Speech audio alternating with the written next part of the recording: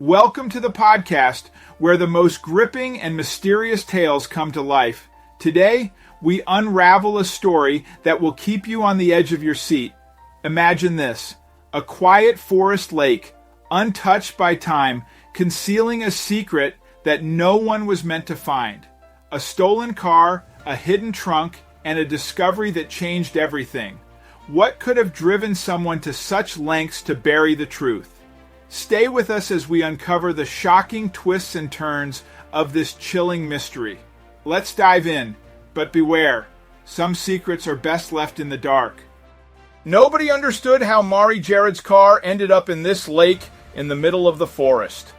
It quickly became clear that whoever dumped it here did not want it to be found again. The whole situation was shrouded in mystery right up until the trunk of the car was opened. Then it suddenly became clear to everybody what had happened here. It was a discovery that still has Maragert spooked until this very day. Maragert felt like she was on shaky legs as her car was being pulled out of the lake. It looked like it had not been in there for very long, but it had been gone for at least 2 months at this point. Where the hell could it have been in the meantime? Maragert would find out the disturbing truth very soon when she started to look through the car.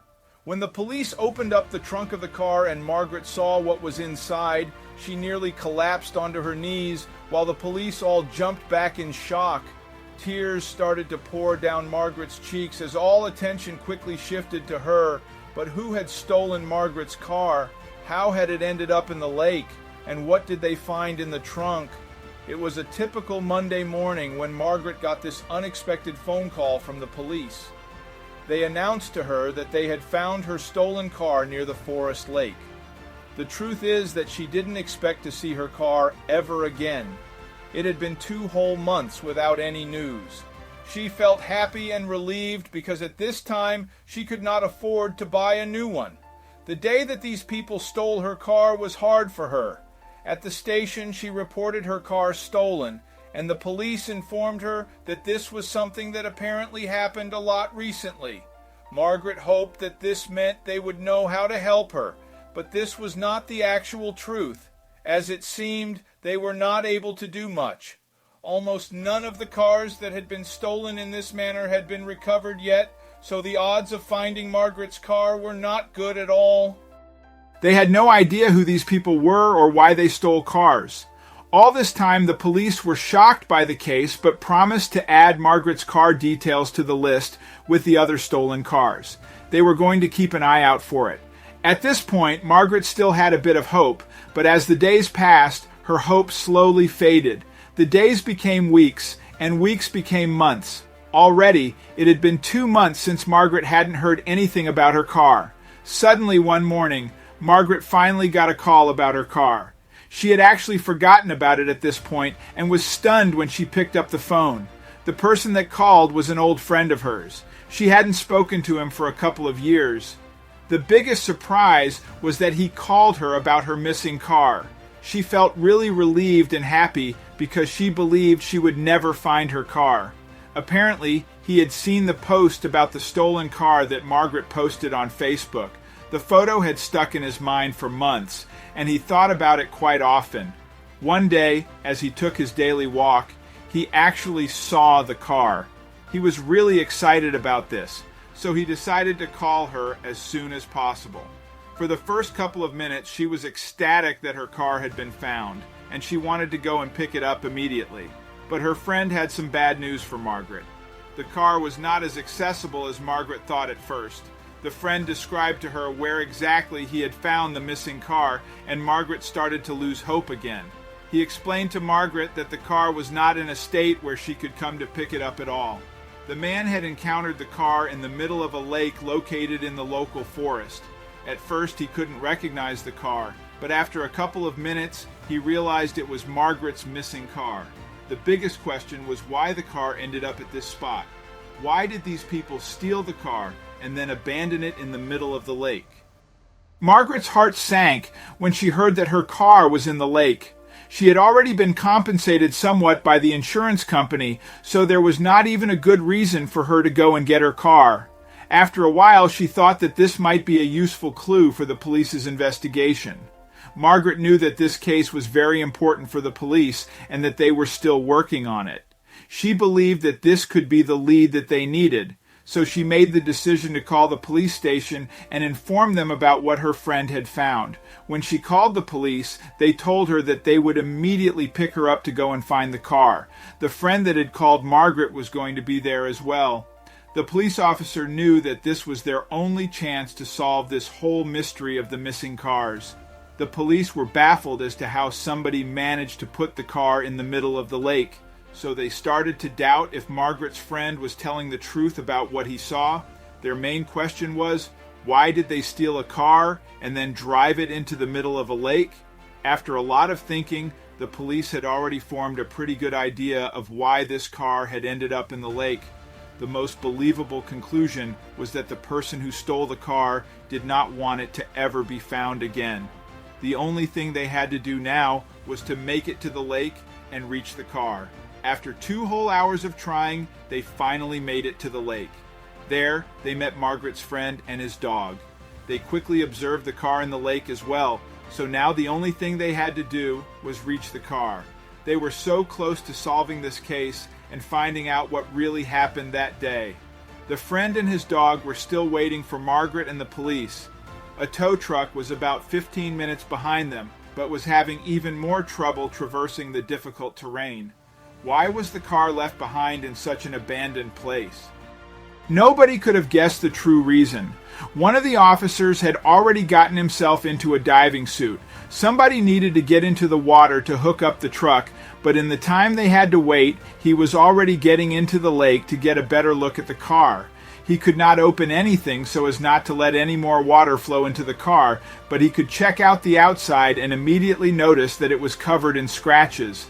The driver had apparently not been very careful while making his way through the trees. There was certainly a reason for that. He must have been in a hurry. This was strange, as they had not seen any damaged trees on the way here, so they had assumed that the car had been driven here carefully. The officer still on the shore started looking around and quickly found another path that did have some markings or scratched off black paint on the trees. But this path only led deeper into the forest. Why was the driver even there in the first place? It didn't make any sense whatsoever. While they were wondering about why and how the car had come from this direction, the tow truck finally arrived, and the priority became getting the car out of the water. The officer in the water attached the hook of the tow truck to the back of the car, and when they made sure that it was secure, the car started to get reeled in slowly towards the shore. When the car finally made its way onto land again, it was a pleasant surprise to find that it had not completely flooded with water. The car could not have been in the lake for very long, so the police took this opportunity to start dusting for fingerprints. This could very well lead to a breakthrough in the car thief case. While one officer was inspecting the inside of the car, the second one eventually got to trying to open up the trunk of the car. This was not easy, as Margaret's key did not seem to work anymore. It was probably because the car was pretty damaged. One officer grabbed his crowbar. After a few attempts, he managed to fully pop open the trunk, revealing its very surprising contents. Maragert was the first one to see it. Her mouth fell open and she collapsed to her knees. What did she see? The officer put on gloves before he dared to touch anything in the trunk of the car. Only when he laid it all out on the ground did they get an idea of the full scale of what they had found. Even the officers were very surprised by what they had found. They tried calming Maragert. In the trunk were bags full of water-damaged money and substances that would probably have been sold to make this kind of money. This could be one of the biggest local busts in recent memory. They certainly hadn't seen anything like this before. But why was the car dumped in the water? Now all the officers wanted to do was follow the apparent route this car had come from to find out where it had come from. With all of this, they made their way through the narrow path until they eventually reached a small shed far away from civilization. Some of the cars that had recently been stolen were parked outside of it. They had probably found their thief. When they busted in the door, it became clear that nobody was there anymore. By the looks of it, they had made a good effort to erase all their tracks. Maybe they already feared that the police were on their trail. They started to check for little traces, but as it would turn out, they missed a lot of details when making their getaway. The police managed to collect a lot of fingerprints and even DNA samples from the shed and the cars. Now they had them. They knew they were going to find whoever was responsible sooner than they thought. This quickly led to a few arrests and in time also to an explanation for what had exactly been going on here. Apparently, the shed was an illegal production lab and also a base of operations for the local supplier and his crew of dealers. They stole cars that the dealer used to transport the money and product all the way through the forest. They had switch points on the outskirts of the woods where they would get in their own undamaged cars and sell out of those. This was the biggest bust of the century. The supplier felt secure in his forest shed, but when one of his dealers got arrested recently, he got cold feet. This is why Margaret's car got driven into the lake. They thought they erased the traces. Afraid that he would be ratted out, he decided to pack up everything and make a run for it. He tried to destroy all the evidence, which also included dumping a car with supplies in the lake. But in his haste, he had forgotten that there was also still money in there. That was the crucial mistake. The first arrest made in this case led to a chain reaction, at the end of which everybody involved was going to get their day in court. Margaret and her friend also got a handsome reward for their part in getting these people arrested. Margaret could buy a new car, and she was honored for her role in all of this.